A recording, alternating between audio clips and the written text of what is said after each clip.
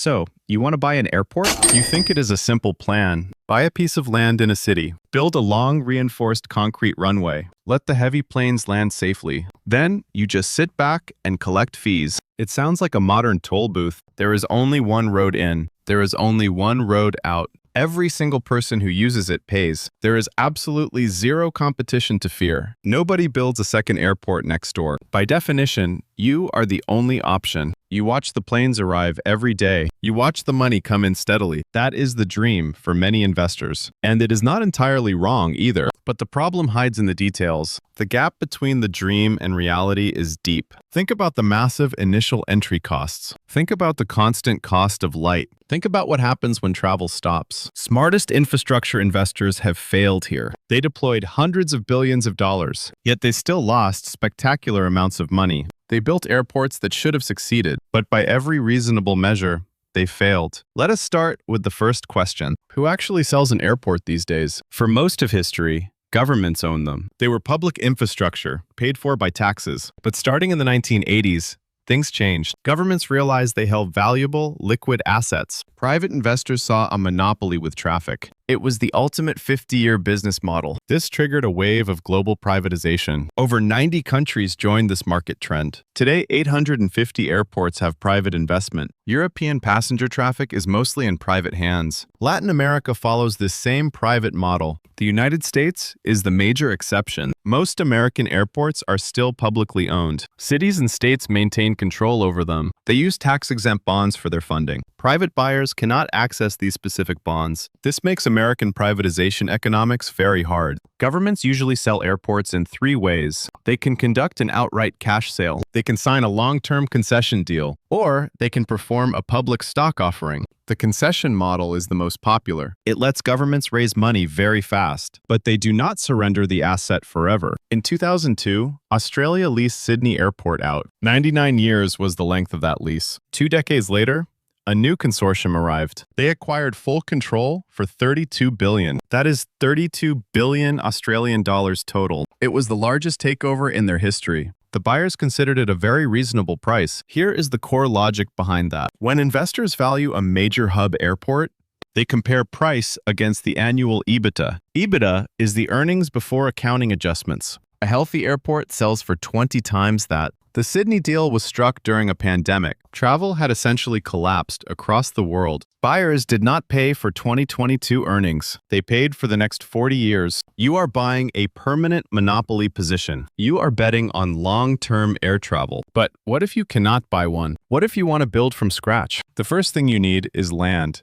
A modern international hub needs huge space. You need 50 to 140 square kilometers. The land must be flat and legally cleared. Denver's airport is bigger than San Francisco City. Acquiring that much land is a nightmare. You have to clear every single title. You have to compensate everyone displaced there. Avoiding protected zones costs hundreds of millions. You pay this before pouring one foundation. Then you have to build the runways. A runway is not a simple road. It is a complex, multi-layered engineered structure. It must withstand a 400-ton aircraft. It takes repeated hits at high speed. This happens tens of thousands of times yearly. Building one runway costs over $1 billion. Heathrow's third runway was a massive struggle. It cost $18 billion for one runway. Gatwick's new runway costs 8 times the airport. Then you have to build the terminals. These are not just regular office buildings. They are small, high-functioning smart cities. Baggage systems run through underground conveyor mazes. Thousands of bags move every single minute. Air conditioning processes millions of cubic meters. Security lanes must meet national detection standards. Jet bridges must fit different aircraft doors. Backup power must run for every system. Everything runs simultaneously.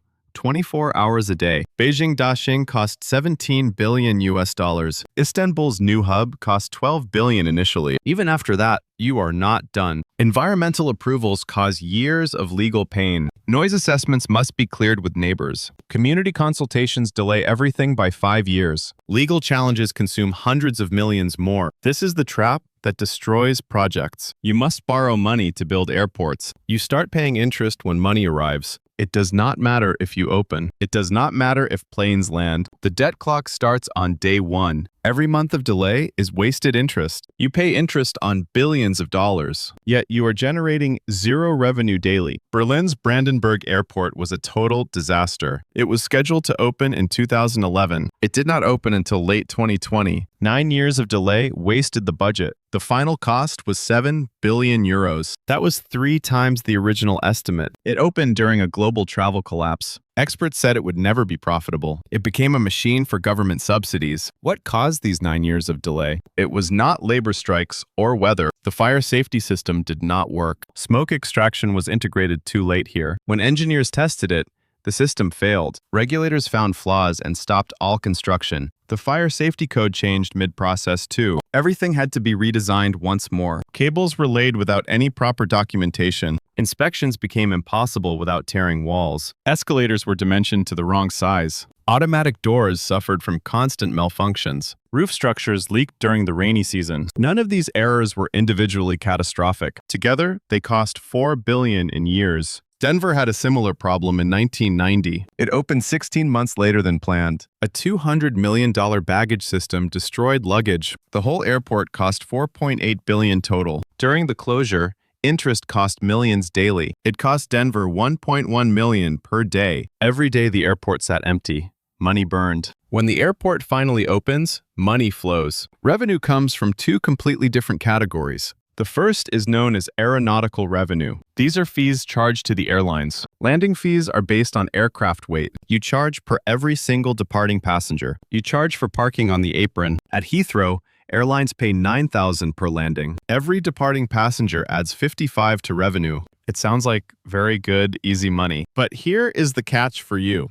Governments impose strict limits on these charges. Airports are viewed as essential public monopolies. If you want to fly to London, there is only one Heathrow to use. Without regulation, you would charge too much. To prevent this, regulators set strict caps. The UK authority reviews this every 5 years. They set a maximum charge per passenger. They cut Heathrow's allowed fee by 20%. Heathrow disputed this cut for many months. They argued the investment budget was failing. The regulator said the profit was sufficient. This is the reality of aeronautical revenue. The government tells you what to charge, and it is always less than desired. Because aeronautical revenue is so tightly regulated, every privatized airport builds a second business, a business that regulators cannot easily cap. It generates margins airlines can only dream. That business is everything but the runway. Globally, non-aeronautical revenue is 37% of income. In Europe and Asia, it exceeds 40%. It is growing faster than airline fees. The biggest source of this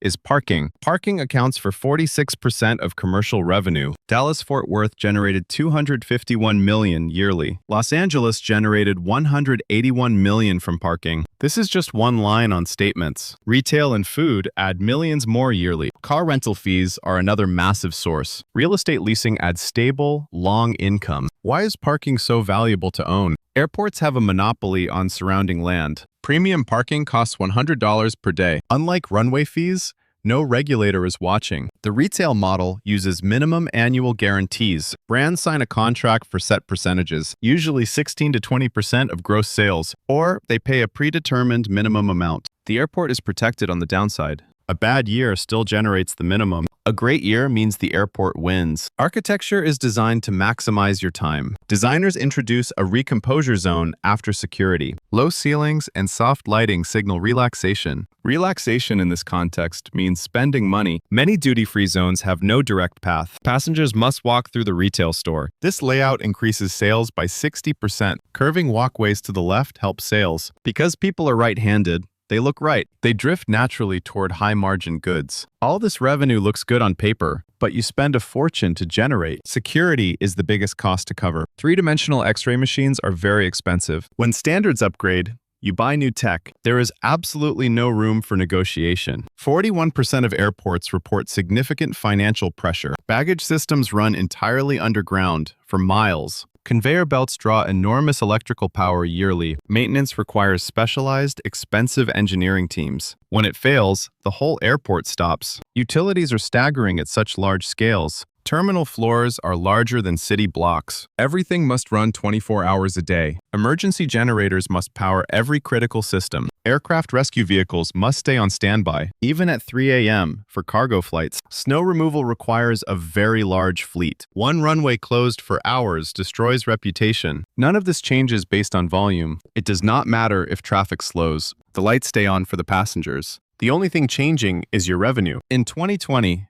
every airport faced a disaster. 66% of the world's aircraft were grounded. Passenger revenues fell by $418 billion. That was a 69% decline from before. For airports, this was a specific nightmare. Runways stayed open, but generated no cash. Baggage systems stopped, but costs remained high. Bond payments were still due every month. Insurance and utilities had to be paid. Retailers could not pay their annual guarantees. Zero passengers meant that sales were zero, but forcing tenants would have bankrupted them. Empty storefronts would damage the long-term model. Smarter airports suspended the minimum guarantee contracts. They shifted to pure percentage of sales. This preserved the retail ecosystem for later. The best airports converted terminals to cargo. They loaded cargo directly into empty cabins. It was not elegant, but it worked. Not all airports face the same problem. Small airports with few passengers lose money. They cannot cover the massive fixed costs. These exist because of regional political reasons. The government funds losses for rural connectivity. Small airports struggle to attract new passengers. They become dependent on single-budget airlines. Airlines arrive and demand massive price cuts. Landing fees are often slashed by half. They demand marketing payments to promote tourism. These payments function as very large subsidies. The airport has absolutely no choice here. Without the airline, the gates are empty, but the airline has all the power. If the airport refuses, the airline leaves. Overnight,